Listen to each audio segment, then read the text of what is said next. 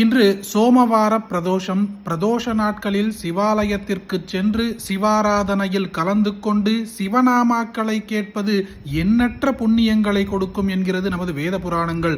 ஆனால் எங்களால் கோவிலுக்கு செல்ல முடியவில்லை என்பவர்கள் வருத்தப்பட வேண்டாம். இன்றைய பதிவில் நாம் 2 ஸ்தோத்திரங்களை கேட்கப் போகின்றோம்.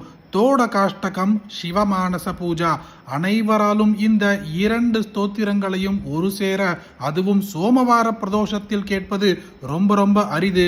பாக்கியசாலிகள் மட்டுமே இந்த ஸ்தோத்திரங்களை கேட்கும் அதிர்ஷ்டம் பெற்றிருப்பார்கள். அப்படிப்பட்ட அற்புதமான ஸ்தோத்திரங்களை இப்பொழுது பதிவில் பார்ப்போம். ஓம் விதிதா கில சாஸ்திர சுதா ஜலதே மஹிதோபனிஷத் கதிதார்த்த நிதே ஹிருதயே கலயே விமலம் சரணம் பவ சங்கர தேசிகமே சரணம் கருணாவருணாலய பாலய மாம் பவசாகர துக்க விதூன ஹிருதம் ரச்சயா கில தர்ஷன தத்வவிதம் பவ சங்கர தேசிகமே சரணம் பவதா ஜனதா சுஹிதா பவிதா நிஜபோத விசாரண சாருமதே கலயேஸ்வர ஜீவ விவேக விதம் பவ சங்கர தேசிகமே சரணம் பவயேவ பவானி திமே நிதராம் சமஜாயத சேதசி கௌதுகிதா மம வாரய மோக மகாஜலதிம் பவ சங்கர தேசிகமே சரணம் சுக்ருதேதி கிருதே பகுதா பவதோ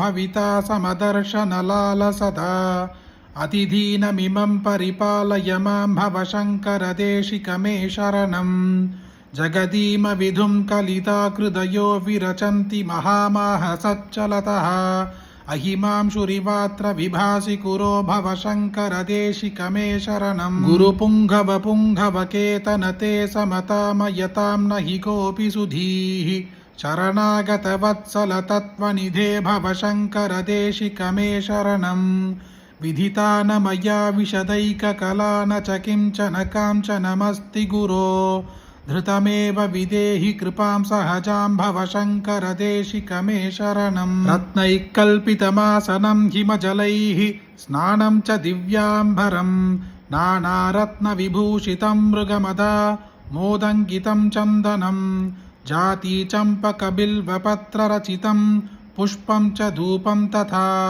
दीपं देवदयानिधे पशुपते हृत्कल्पितं गृह्यताम् सौवर्णेन वरत्नकण्ठरचिते पात्रे कृतं पायसं भक्ष्यं पञ्चविधं पयोततियुधं रम्भाफलं पानकं शाकानामयुधं जलं रुचिकरं कर्पूरकण्ठोज्ज्वलं ताम्बूलं मनसा मया विरचितं भक्त्या प्रभो स्वीकुरु छत्रं चामरयोर्युगं व्यजनकं चादर्शकं निर्मलं वीणाभेरि मृदङ्गकाहलगला गीतं च नृत्यं तथा साष्टाङ्गं प्रणतिस्तुतिर्बहुविधा एतत् समस्तं मया सङ्कल्पेन समर्पितं तव विभो पूजां गृहाण प्रभो आत्मा त्वं गिरिजामतिः सहचराः प्राणाः शरीरं गृहं पूजा ते विषयोपभोगरचना निद्रा समाधिस्थितिः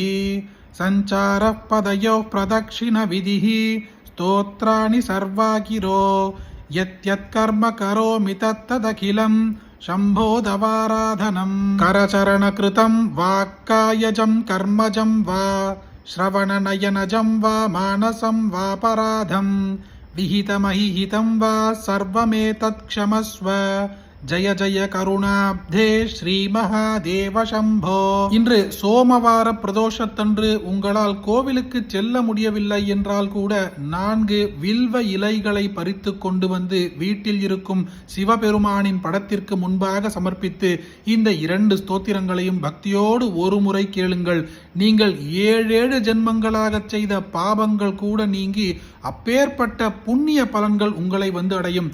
அப்படிப்பட்ட அற்புதமான இந்த சிவபெருமானின் ஸ்தோத்திரத்தை உங்களுக்கு தெரிஞ்ச எல்லாருக்குமே இன்று சோமவார பிரதோஷத்தன்று பகிருங்க. இந்த வீடியோவை லைக் பண்ணுங்க. நாளைக்கு மற்றொரு பதிவில் சந்திப்போம். ஹரி ஓம். மகா பெரியவா போற்றி.